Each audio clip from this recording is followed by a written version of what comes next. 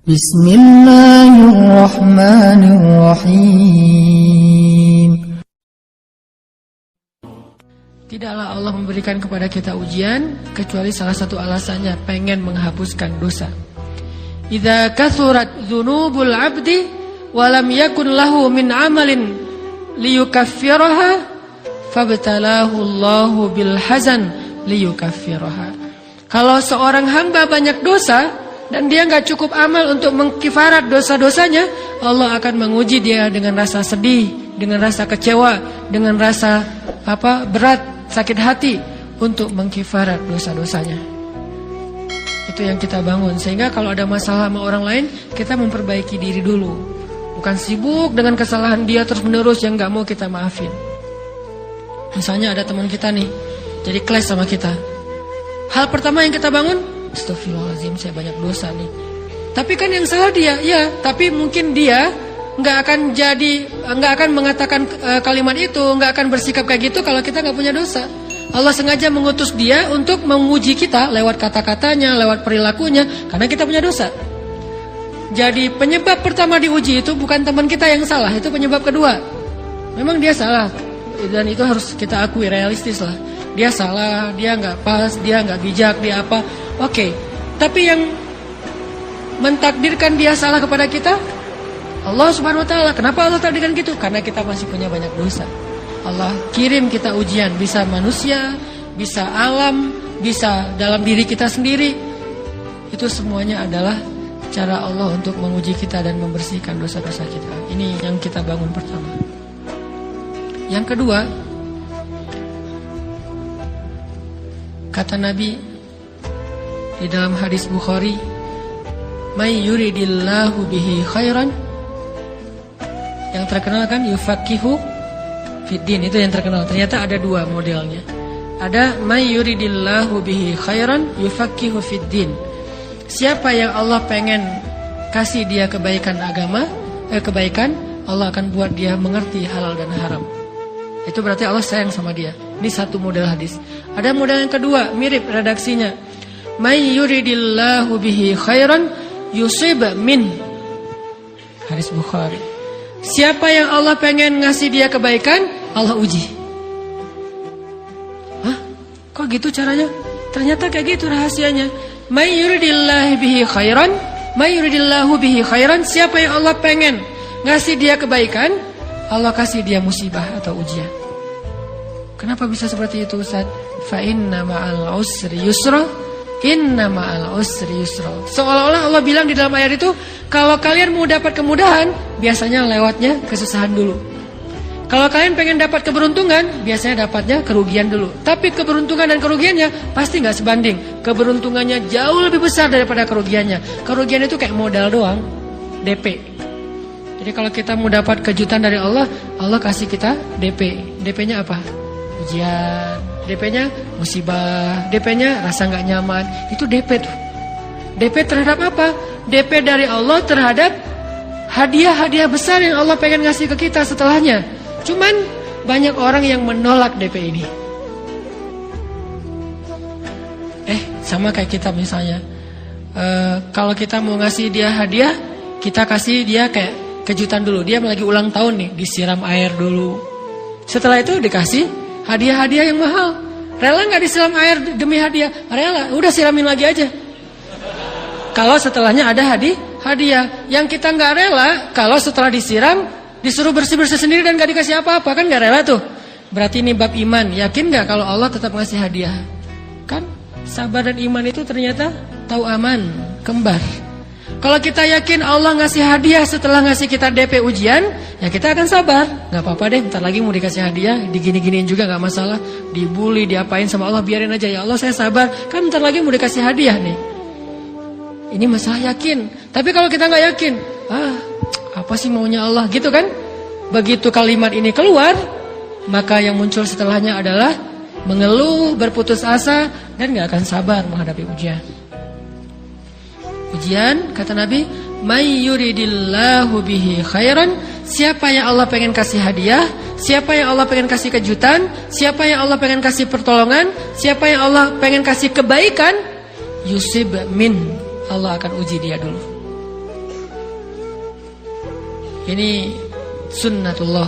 Sehingga kalau kita lagi diuji, yang kita lihat jangan ujiannya, apa setelah itu. Gimana ngelihatnya Ustaz nggak kelihatan? Dengan mata hati.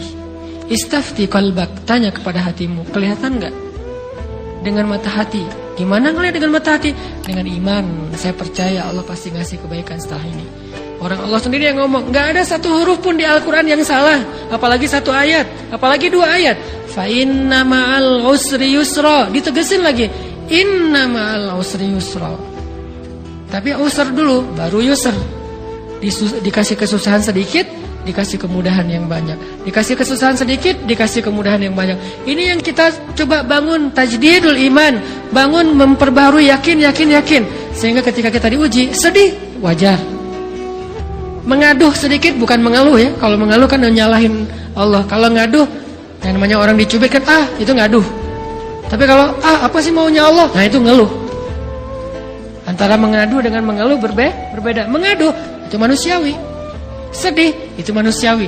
Air mata bahkan bukan hanya manusiawi, itu rahmat dari Allah. Orang yang gak bisa menangis itu yang bahaya. Kalau kita masih bisa menangis, berarti kita masih peka hatinya. Bukankah anak kecil paling sering menangis? Berarti hatinya peka. Siapa lagi selain anak kecil yang paling sering menangis? Cewek. Cowok itu emang gak punya perasaan, makanya jarang nangis. Cewek dikit-dikit nangis. Jangan bilang, cemen banget sih nangis apa, cengeng apa. Enggak, karena dia perasaannya lebih peka dari kita. Itulah kenapa Allah menitipkan bayi kepada perempuan. Kalau dititipin ke laki-laki, hancur.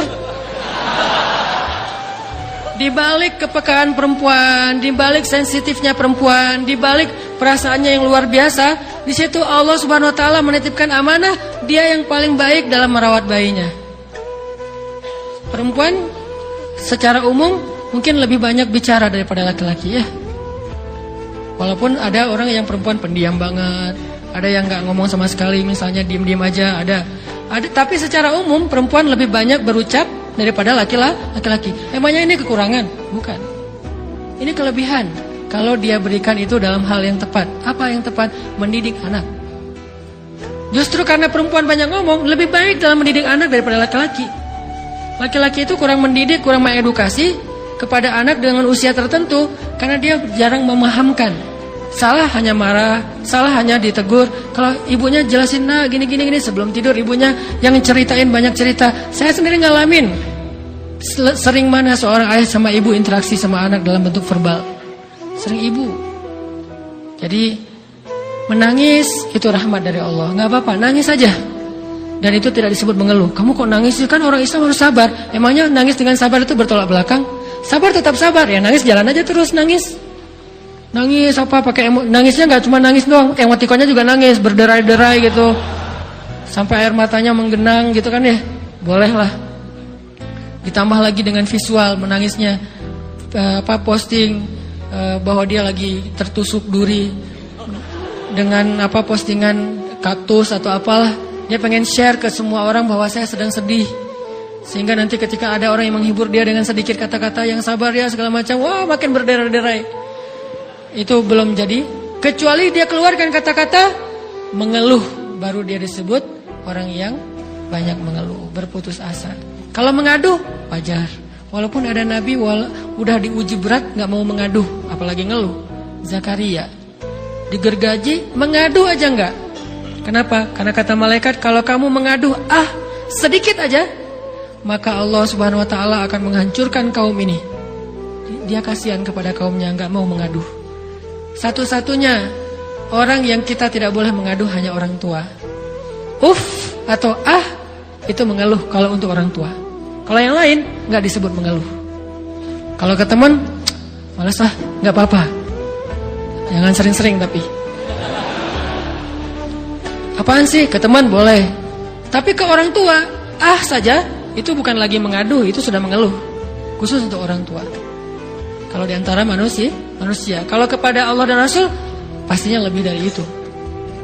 Ketika kita diam saja, tidak langsung beranjak sami'na wa ata'na labbaika ya rabbi wa sa'daik, enggak memenuhi panggilan Allah, itu sudah disebut bagian dari kufur ingkar. Tapi minimal kita mungkin masih mengaduh, kita masih menangis, kita masih lelah, kita masih merasa lemah. Setidaknya kita tidak mengeluh. Kenapa? Kita percaya Allah kalau mau ngasih hadiah kepada hambanya, DP-nya itu ujian. Dan yakinlah hadiahnya minimal 10 kali lipat lebih baik daripada ujian itu. Minimal, karena nggak ada amal soleh yang dibalas di bawah 10 kali lipat tuh nggak ada. Amal soleh, amal ya bukan niat, amal yang udah kita kerjakan minimal dibalas 10 kali lipat, minimal. Maksimalnya bighairi hisab, tanpa batas. Bighairi hisab, tanpa batas. Ada yang 700 kali lipat kayak sedekah, tapi tetap aja ayat sedekah di akhirnya ujung-ujungnya apa? Bighairi hisab juga kan?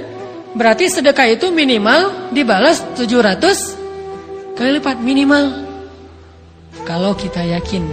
Selalu syaratnya kalau kita yakin. Dan saya ngebuktiin itu banget.